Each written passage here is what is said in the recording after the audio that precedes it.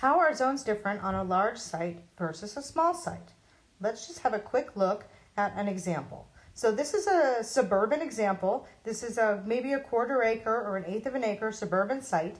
And here, as you can see, the main zones, the biggest area of the site, 40% of the site approximately, is zone 0 and 1. So that's the home, kitchen, workspaces, main garden, and it's a big chunk of the site. And so you might have some little zone 2 areas tucked in some corners, some storage areas, or you might have, a zone 1, maybe there's a little gazebo that you visit daily that's out here. There's going to be some crossover. For the most part, your urban or suburban site is only going to have zones 0 to 3 dominating the majority of the site.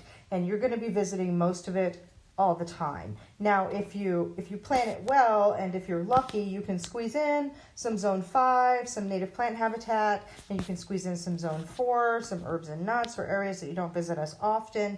But for the most part, a suburban site is going to be more intensely managed. And now an urban site, this is going to be even more true, and you might even be lucky to only squeeze in zones 0 through 2 in your urban apartment, for example, and zone 3 is going to now be the community garden or someplace nearby.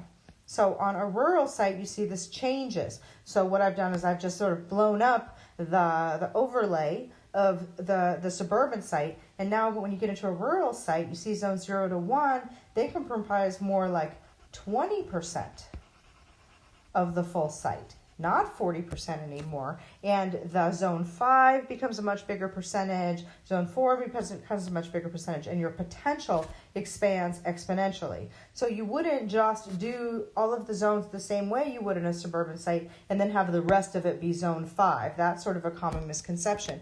You want to make sure that you're designing a site-specific pattern that is appropriate for how much time you want to spend, the boundaries that you set for yourself, and the potential of the land.